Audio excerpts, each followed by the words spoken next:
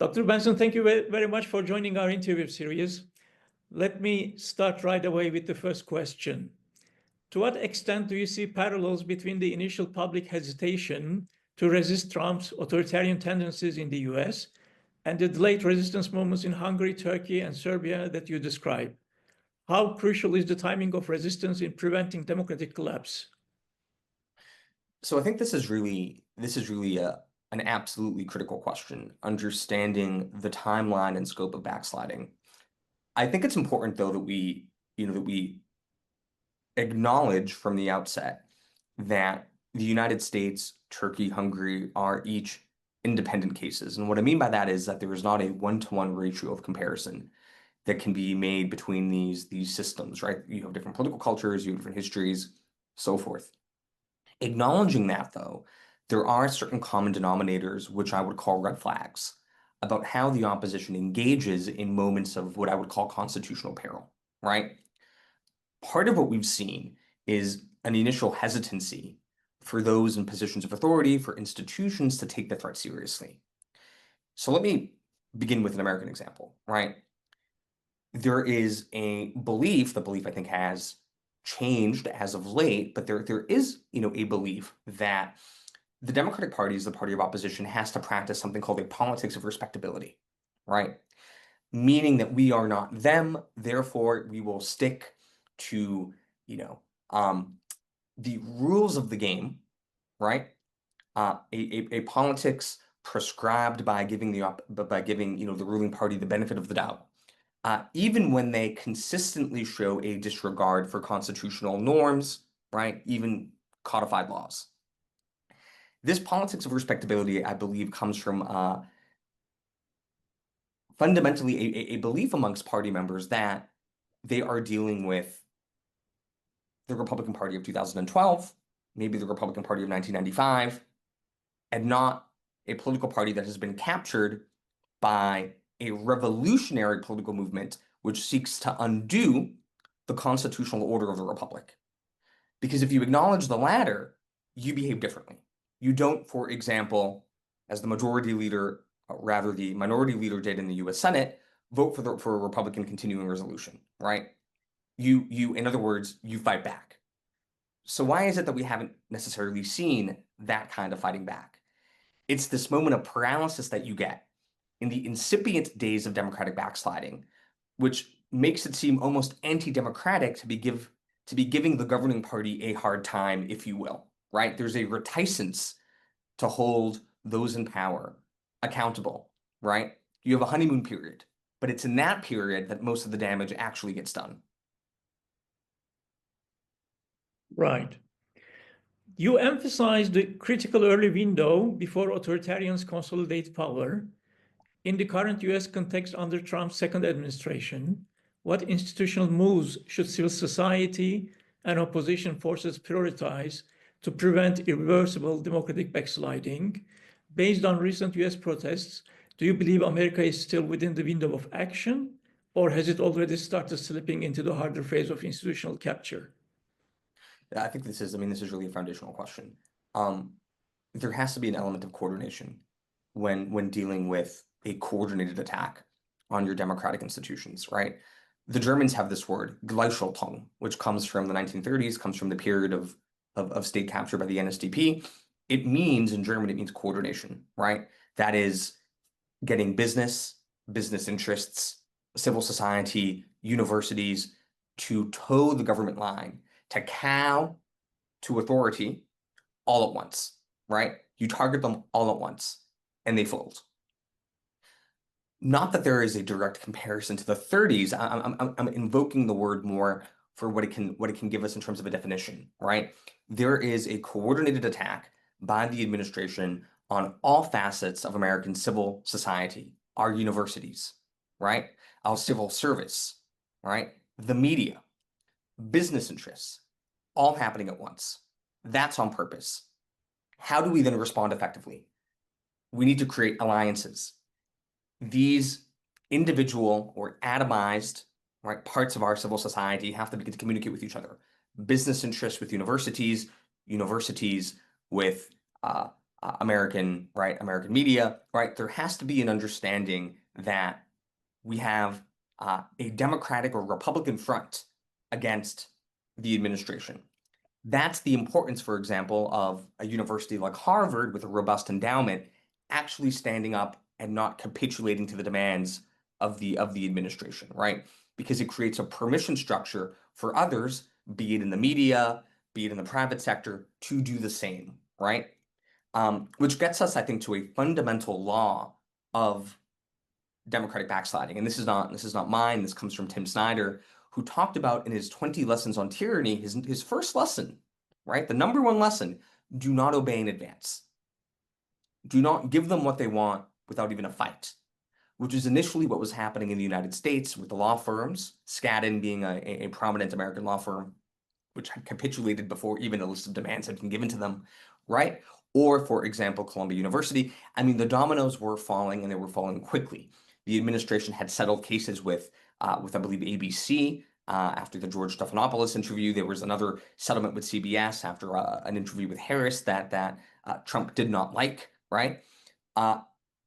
We're seeing a change here in the willingness for entities to obey in advance, and that's reassuring. Right. You noted the critical importance of institutional pushback, given that some EU institutions themselves, like parts of the judiciary or state legislatures, are increasingly aligned with authoritarian currents. How can civil society realistically force institutional resistance when traditional checks and balances are already compromised? So the European Union and the United States are obviously two different systems with two different capacities for democratic resilience. The European Union has vastly different tools at its disposal, as compared to the United States. Now, you take Article 7 and the withholding of funds, right? If you take the Hungarian case, I mean, this is a potent political level cudgel that the EU has to be able to compel rule of law, right, behavior from the Hungarians. There's no supranational authority in the United States which can hold this administration or even the American courts accountable for the way that they comport themselves and behave. We only really have ourselves, right? To the point of institutional capture, a lot of damage has been done before we even reached this point. Trump had 4 years in which he packed at the judiciary. He packed it in a way that's very reminiscent to what PIS, the Law and Justice Party, had done in Poland. In fact, when I say similar, I mean very similar, right? Withholding the nominee of Barack Obama, Merrick Garland, for 293 days, right? Then putting forward his own nominee and ramming it through the Senate, right? And then in addition, using all of the tools of his majority to be able to pack the lower court. So this is just before the Supreme Court, you have the appellates, pack them, right, in such a way that now you have about a third of the American judiciary under Trump, direct Trump appointment, right? So that's a remarkably high number. And that was a huge success, if you can qualify it as a success, of his administration. So lacking any kind of supranational EU entity, right? The United States really only has its own domestic institutions, of which the most important, the courts, have been compromised. Then you move to the legislature, right? You move to the Congress. Again, this gets tricky, right? In the American system, you have an internal mechanism which creates party discipline, right? Which enforces party discipline. This is the primary system. So the Republican Party, Republicans are afraid of standing up against MAGA-ism as a political ideology because they have an acute primary challenge on the right, right? This gets to a very sticky point about democratic backsliding and autocratization. Sometimes in the initial phase, it can be popular. Right. It can be popular. He won the popular vote. He won all 7 swing states. He has a hold on one of our 2 political parties. And until this situation changes, until there is a demand, a bottom-up demand, not from Washington, D.C., or from New York, or from Los Angeles, but from places like Ohio, Middle America, right? You're not going to have Congress behaving accordingly, pushing back, because it won't be in their political interest. Right. In your analysis of European and Turkish cases, mass mobilization alone was often insufficient without elite defections. In today's US context, do you see any meaningful elite level breakaways that could help halt Trump's authoritarian drift, or is elite resistance still too fragmented? What specific lessons can American opposition leaders learn from these cases to build more effective alliances against creeping authoritarianism? Turkey's a fascinating case because it's a very complex case, right? So you have the AKP, effectively in power, right, in Turkey, effectively for 20 plus years, right? And their capture of institutions has been steady, very, very steady, resulting in, as I mentioned in the op-ed, right, the culminating arrest rather of the mayor of Istanbul, who would be Erdogan's most formidable challenger, right, in a presidential election. Let us remember that Erdogan had succeeded in changing the Turkish constitution, right, in order to further consolidate power. So changing the parameters of the Turkish governing structure by moving closer to kind of a fully presidential model. What's remarkable about the Turkish and American case, when put into direct comparison, we're moving faster in the United States than the AKP ever moved in Turkey, right? I mean, that is startling, but it's true. And if you look at the amount of damage that has been done in a country like Turkey, and you extrapolate, the fact that we have at least an additional 3.5 years of Trump, if not more, if there's some kind of constitutional meddling, which there very well could be with the Republican Party, right? The damage could be decisive, right, to the Republic. It could be decisive.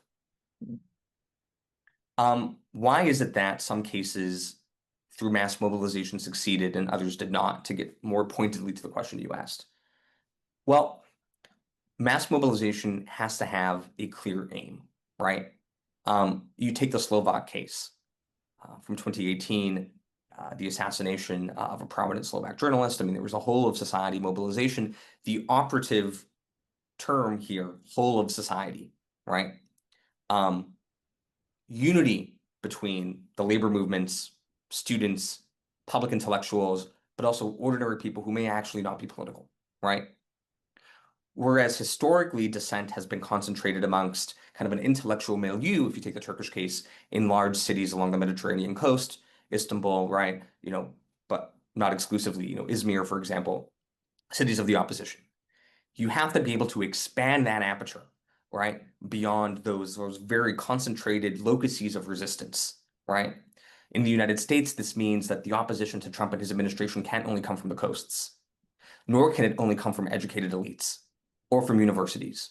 It has to be whole of society. It has to come from middle America. That's when you have real challenges. If you take the Romanian case against the attempt to weaken corruption laws, right? Protests were not only in Bucharest. Protests were in Timisoara, right? Protests were in Cluj, right?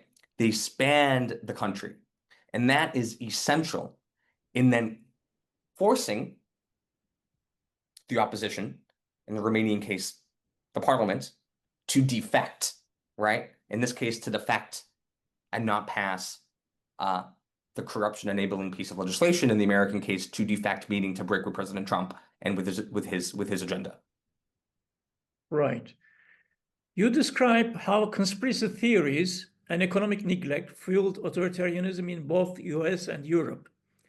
Beyond restoring institutional trust, what societal interventions, if any, do you believe are most critical to reversing the cultural dislocation exploited by the new authoritarians? So how much time do we have? The question of the genesis of these political movements, how they came to be, this is still being debated in the social sciences. I mean, this is a fraught, right, debate. I think by and large, you can summarize it along two poles, culture and economy, right? I think you probably have a little bit of both. What do I mean by culture and economy? Economy, it's this classic tale of globalization gone wrong, you have a globalized economy in the late 1990s into the 2000s that created really a hollowing out of the middle class amongst kind of industrial societies, principally the United States as a point in case. You can think of the American Rust Belt, right? It's industrial heartland, losing manufacturing, but also look at Europe, right? Look at the United Kingdom in particular, right? The northeast of the country. If you continue, right, to then, explore that economic theses, it will tell you that people had a depreciating standard of living. They felt left behind by a political establishment which was inattentive to their concerns, and they began voting for the extremes, right? Then came along the hucksters and the charlatans, the Nigel Farages and the Brexiteers, or in the American case, Trump, and said, I understand your pain. I get it. You have been screwed over by a political elite who do not understand how hard it is to get by on a day-to-day basis. Then what they do is they pitch middle America, right, or the working class communities of the Red Wall in the UK against the elites in London or the elites in Washington and New York. And this is where the cultural element then comes in. It's not only that you've been economically neglected, right, and cast aside in this, mad embrace of globalization, whatever that means. But on top of that, you've been alienated culturally, right? There are no cinemas in your town. Nobody comes, there are no concerts. There's no communal activities. There's no means by which for you to engage in public debate, right? You are isolated. You're economically disadvantaged. You do not share, right, in not just the national wealth, but the cultural wealth that society produces. And that makes people really mad. So it's the combination of the economic dislocation with the cultural dislocation, right? The opportunity structures that exist within these two pillars that gave us populism as a political phenomenon, but then more specifically, authoritarian populism, right? Because populism isn't enough. It has to be authoritarian insofar as there's only one solution, our solution, right? Democracy itself potentially has failed us. Therefore, we need to look past democratic solutions. Right. You argue that Trump's America First policy has undermined global stability and encouraged aggression. How much damage to the international liberal order is now irreversible, and where should democratic states prioritize defense and rebuilding efforts? So if we're moving from a domestic analysis, looking internally at our societies and what gave us, right, authoritarian populism, now to the international, right? Moving to the international, authoritarian populism is highly destructive. It's highly destructive because it doesn't believe fundamentally in cooperation. So the international order that the United States principally helped establish post-1945 is an order built on cooperation, right? Some would argue that it's American hegemony, right? But hegemony creates the conditions for cooperation. So then what happens if you have a withdrawal of the hegemon, which is exactly what's happening? The Americans are withdrawing from the international domain, right? They are retreating. You have a descent into multipolarity, but then also potentially factionalism and regionalism. This is dangerous for a number of reasons. It introduces an element of uncertainty, right? And geopolitical competition. In this world, this new world, what is stopping an autocrat like Vladimir Putin from not only going into Ukraine, but potentially going into the Baltic states? Or from Xi Jinping in China, from having territorial designs on Taiwan? More to the point, if you look at political economy, what's to stop countries from completely and totally retreating into protectionism and national isolationism, protecting their homegrown industries completely to the disadvantage of their peers and neighbors, potentially even attempting to annex their resources, as the United States is doing with Ukraine and critical minerals, potentially even with Canada, and Greenland, right? So it is retreating from a rules-based international order that the United States helped to forge post-World War II, and then becoming the principal antagonist or bully, right, in contravention of that same order. Right. In your view, how has Donald Trump's suspension of military aid to Ukraine reshaped not only the war's dynamics, but also the global perception of America's commitment to democracy and international alliances? Can this policy shift be seen as a strategic victory for authoritarian regimes like Russia? Well, we can begin with the latter part of the question. I mean, certainly this is a victory for Russia. I mean, it's a complete victory for Vladimir Putin. He could not have wished for a better outcome, right? It was said from the beginning by Putin that he did not have to win in Ukraine. He just had to wait out the Americans and wait out the West, who would grow tired of the commitment and fickle, and that's exactly what happened, right? There is a prevailing attitude amongst parts of the American public that Ukraine is a boondoggle, right? If you have, not if, you take the hurricane that hit Asheville, North Carolina last year and caused extensive damage to a economically deprived part of the country. Trump and his lackeys on Fox News were able to capitalize on that quite effectively by saying, all of this money that's going to Ukraine, this 60 billion supplemental, right? What about you? Why aren't you seeing any of this money? FEMA famously gave out a check for about $750. So the line was $750 for you, you lost your home, but 60 billion for Ukraine. Now there was all kinds of deceits in that messaging. I mean, one can't even make this comparison. The 750 was an initial payout. I mean, there's all kinds of manipulations, right? But the narrative was there, and the narrative was very, very, very effective. So this is where Trumpism and MAGAism, we connect the domestic with the international. But what does this mean for the American-led alliance? It means that the American-led alliance is destabilized at best. I mean, that's a charitable assessment. At worst, it's that it's failed, that it's over, right? The chancellor, or the new German chancellor, once the government is formed in Berlin, right?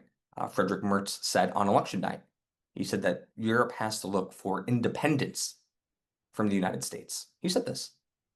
I mean, the Americans managed to turn the Germans into the French when it comes to strategic autonomy. I mean, this is truly remarkable. You don't get a more stalwart, Atlanticist political community than in Berlin, right?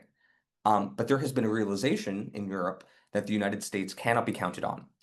I mean, even if the Americans should come back in 2028 with a new Democratic president and say, we're back, who's going to believe us?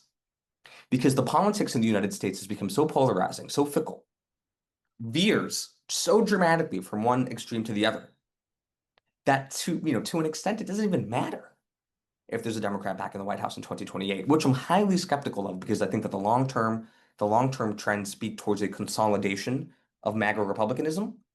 So just to qualify that, I'm not even quite sure that a Democrat will see the White House in 2028. So then what do we do, right? What do our European friends and partners do? They need to prepare for a post-Pax Americana, a world where the United States is no longer the hegemon, where its network of alliances no longer provide any kind of security guarantee. And they need to do this as quickly as possible. Right. How do you see the growing alliance between the American and European far right, as highlighted at events like CPAC, accelerating global disorder? How significant is this transatlantic connection for democratic resilience in both Europe and the United States? And how seriously should mainstream democratic actors take this emerging cross-border coordination? What counter strategies do you recommend to disrupt this moment before it becomes too entrenched? And is there still a realistic path to reverse this momentum? So there's something a little bit, ironic or bizarre in the fact that nationalists, hyper-authoritarian nationalists, are somehow more effectively internationalizing their political movements than progressives.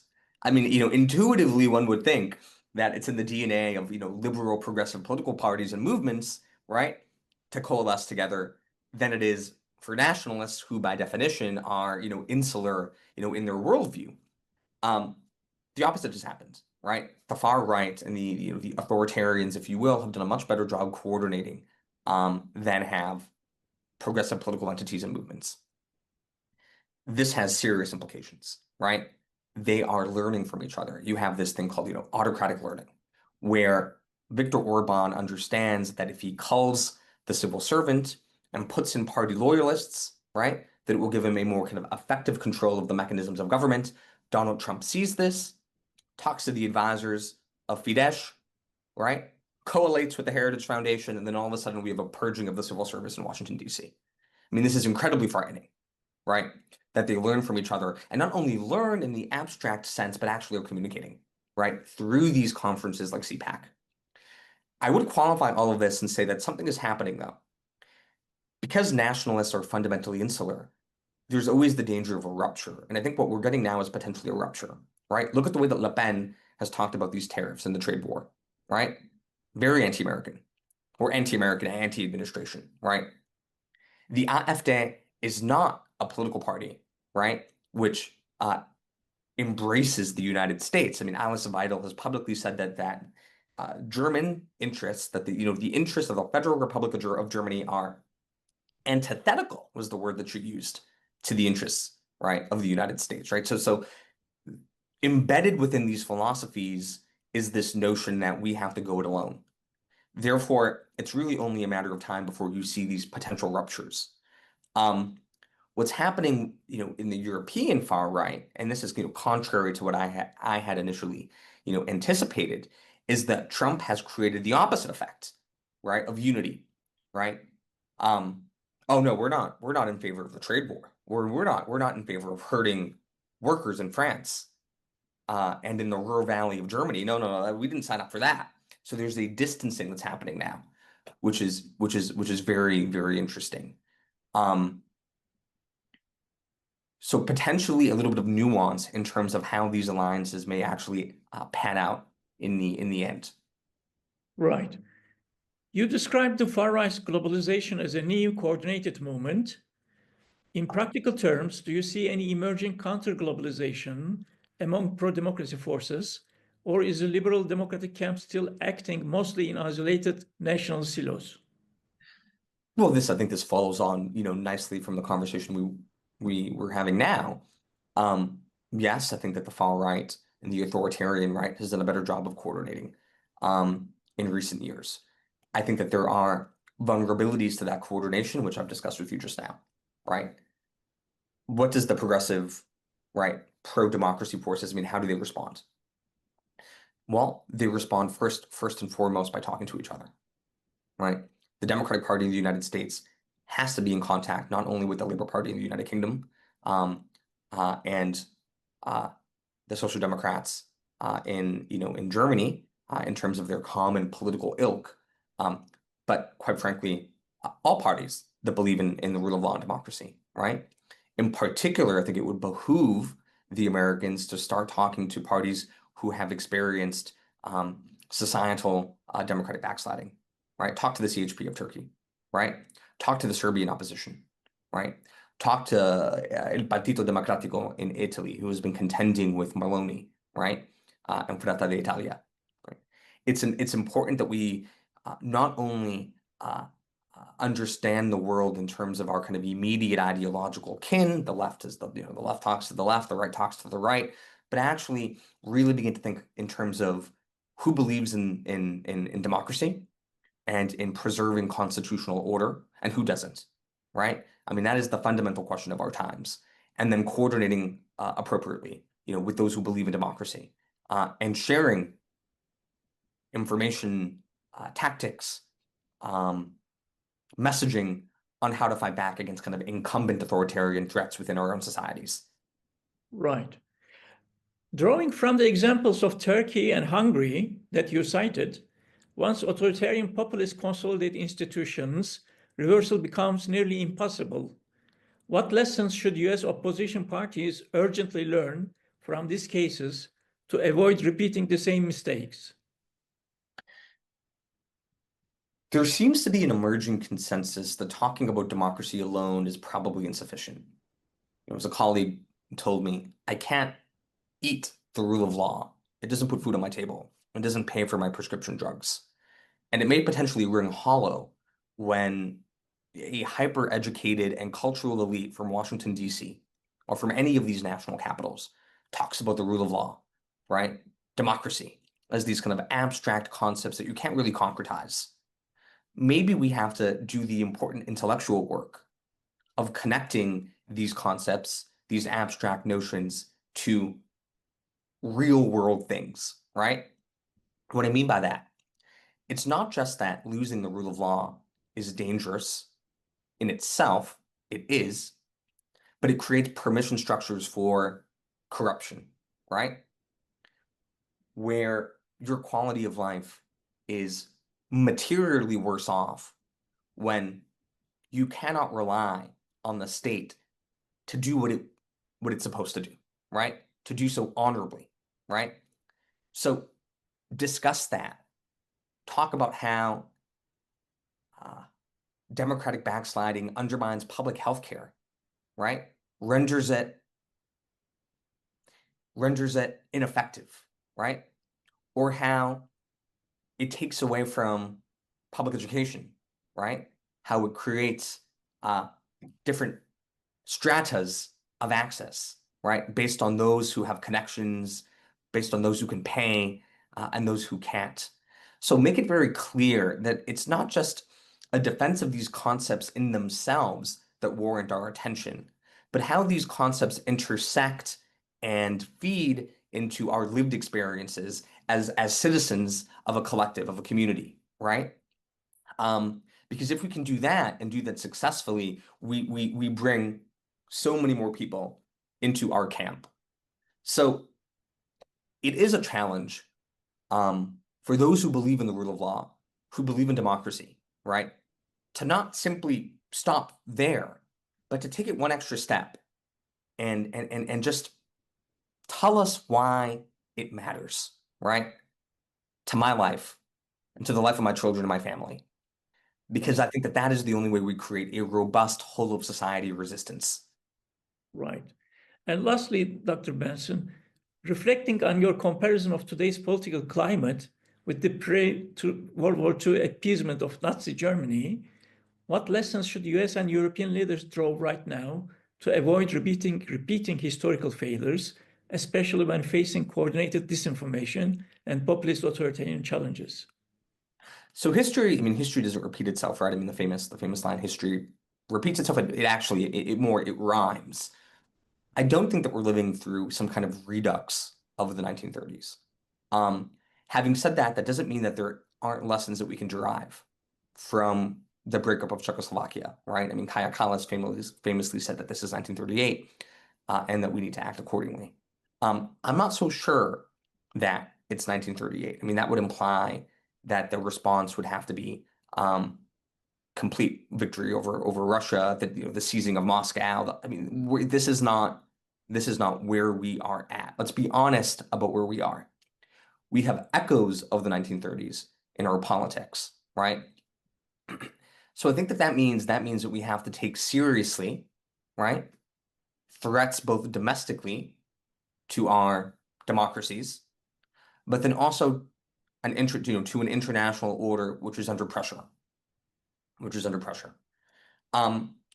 The more appropriate comparison to my mind than the 1930s would actually most likely be the pre-World War I period, where you have incredible inequalities within our societies and also between states, right? You have, for the first time, really a globalized economy which has undergone an economic shock. And then you have the seemingly unstoppable spiral towards catastrophe, towards a global war, right?